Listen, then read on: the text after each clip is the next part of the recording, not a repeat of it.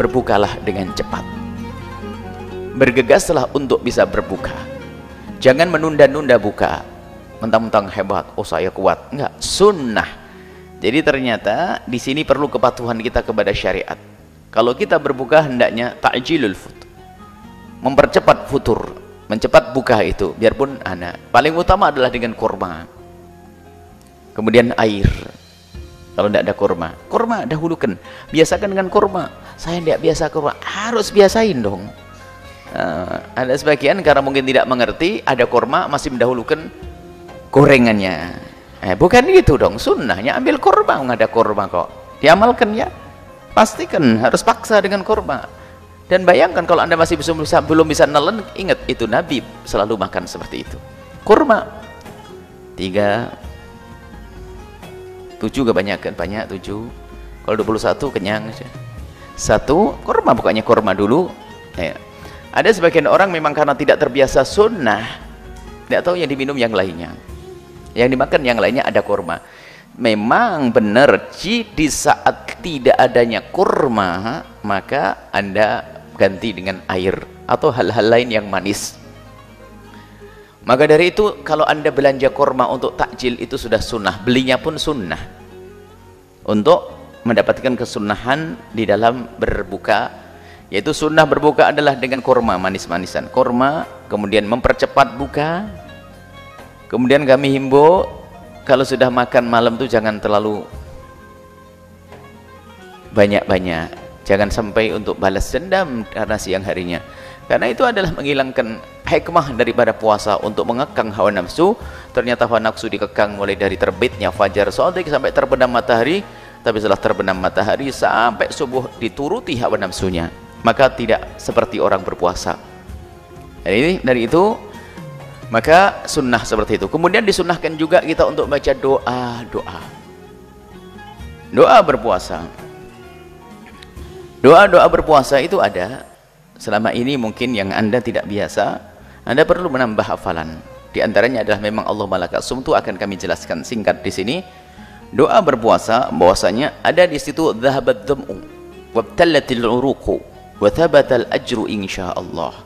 Nabi kalau mau berbuka membaca dhahabat dham'u, hilanglah dahaga, wabtallatil uruqu, basahlah tenggorokan orang yang berpuasa itu. Tapi pun demikian, thabatal ajru, pahala tetap ada insyaallah. Ini yang dibaca Nabi sallallahu alaihi wasallam. Kemudian ada lagi doa yang selama ini dibaca oleh kaum muslimin di belahan dunia ini dengan Allahumma lakas sumtu wa bika amantu wa ala rizkika aftartu bi rahmatika ya arhamar rahimin. Memang doa dengan teks semacam ini tidak pernah diajarkan oleh baginda Nabi sallallahu alaihi wasallam, akan tapi bukan berarti tidak boleh kita baca, karena maknanya itulah yang diajarkan oleh baginda Nabi sallallahu alaihi wasallam. Maknanya coba kalau kita cermati, Allahumma lakas sumtu, ya Allah untukmulah aku berbuka. Allahumma lakas sumtu ini makna ikrar, keikhlasan, menyerahkan puasa kita untuk Allah. Dan hendaknya kita seperti itu, seorang hamba kalau beribadah hendaknya ibadah kita hanya untuk Allah subhanahu wa ta'ala. Dan memang puasa itu spesial untuk Allah, sampai Anda mengatakan fa innahu li wa ana ajzi bihi. Puasa itu tidak seperti ibadah yang lainnya, aku akan urusi sendiri. Maksudnya apa? Spesial bagi Allah subhanahu wa ta'ala.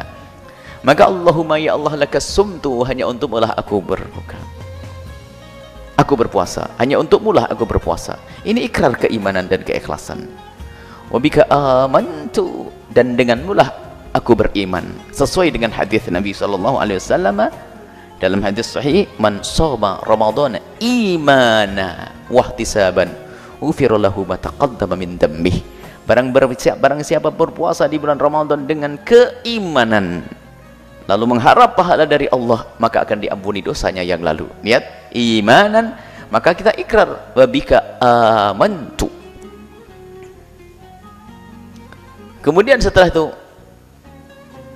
wa ala rizkika aftartu, ya Allah dengan rizkimu lah aku bisa berbuka. Dan itu perintah dari Allah, kulu mimma razaqnakum. Makanlah apa yang telah aku rezekikan kepadamu.